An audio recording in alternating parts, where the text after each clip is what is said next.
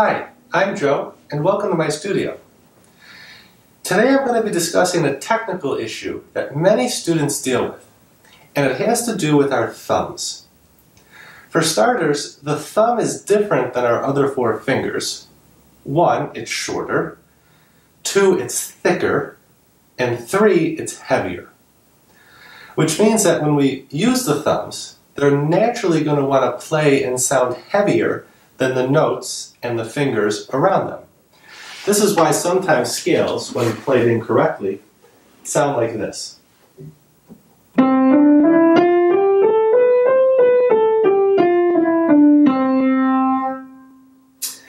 The notes that the thumb played, well, they stuck out like a sore thumb, right? So the first thing you want to be very conscious of is not to allow the thumbs to sound any heavier or more accented than the fingers, than the notes around them. A second related issue with our thumbs is how we tuck them under when we're changing positions or moving about the keyboard. And I want to show you how to do this properly. So let's take a 1-octave C major scale. It has 8 notes, and we of course only have 5 fingers. So in order to play the whole scale 1 octave, we're going to need to have the cross under, right? Not to mention if you're doing multiple octave scales, then of course you need the cross under as well. But what a lot of students will do on that tuck under is have a huge excessive twisting motion, something like this.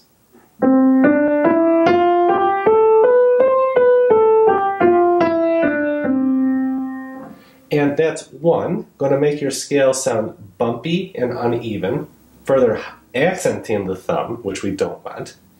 2, it's going to put your other fingers out of position, because when you get to this point and you're twisted like this, the next finger to play is this second finger on the G on this side of your hand, so you kind of got to flip back in order to continue. And if you're going to play the scale quicker or multiple octaves, you don't have the time to do that up and down the keyboard. And 3, it creates what I call chicken wing playing, where your elbows are flaring up and down, okay? And that not only looks silly, but it will negatively impact the sound you're producing as well. So on that thumb tuck under, what you want is to keep a simple and concise motion, and to keep your hand and wrist square facing the piano.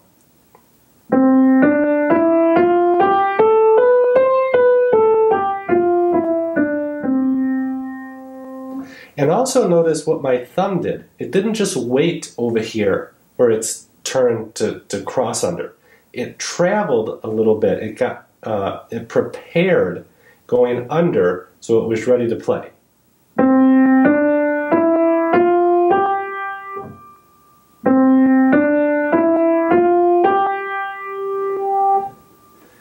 Now, another part of the equation is the wrist. And our wrists should not be locked and stiff. Okay? The wrist, if you think about it, is a rather versatile joint. We have forearm rotation, up and down, left to right, rotate, very versatile joint.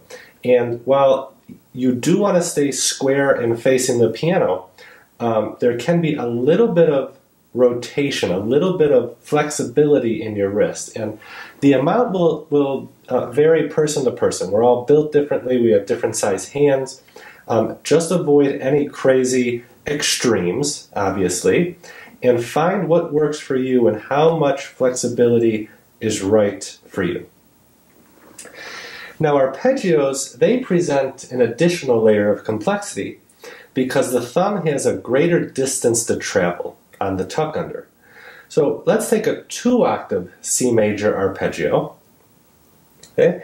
And again, what some students do so they can make all the notes legato and connected is have a huge twist.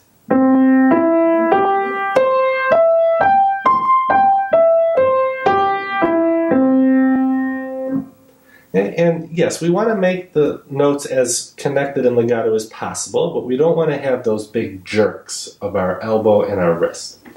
So the thumb again will travel. Okay, but did you see what my wrist did? My wrist is kind of pivoting up and pulling my thumb and other fingers to the right. And then eventually I will need to let go of the G and shift to the C. There will be a little teeny gap for now, especially in the super slow motion tempo. Okay, but we'll talk about that gap in a second. So again, what has to happen?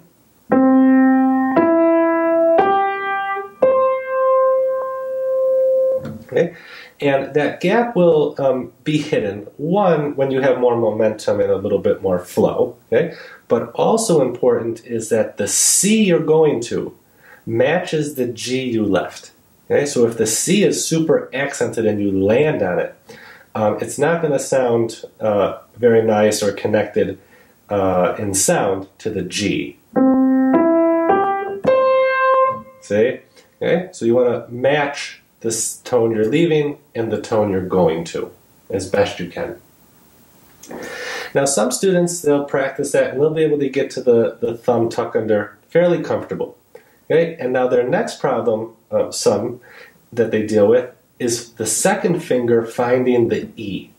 Okay? And a little exercise you can do to help that is come to the C and the E together. Okay? So here's the exercise. And that'll train your second finger not to get there late or take any detours and search for the E, but to get there like a magnet. And again, match the sound of these to the G that you left, so nothing is accented or exaggerated. Then back in context, the second finger gets there at the same amount of time, but it just waits, it's half a second later for its turn to play.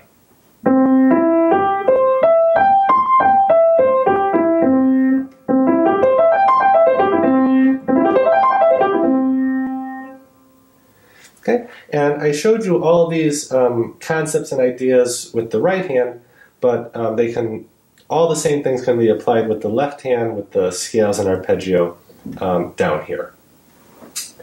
Likewise, all these ideas can be applied to scales and arpeggios of different keys as well. So to recap, the goal is to have smooth sounding scales and arpeggios by 1, avoiding any twist or jerks of your wrist and elbows. Any movements you do at the keyboard should be very concise and economical. And 2, keeping stable yet flexible wrists without them becoming floppy or out of control. And of course, mastering these techniques in your scales and arpeggios will help when these issues arise in pieces that you're working on. I can't stress enough though, please do not neglect your scales and arpeggios. They're crucial to your technical development at the piano. So I hope all of this helps. If you have any questions, as always, you can comment below. You could also contact me directly at any of the links I provided in the description. Please also subscribe to my channel and be sure to check out my other videos. I hope you find them helpful in your studies. Till next time, I wish you all the best in your practice.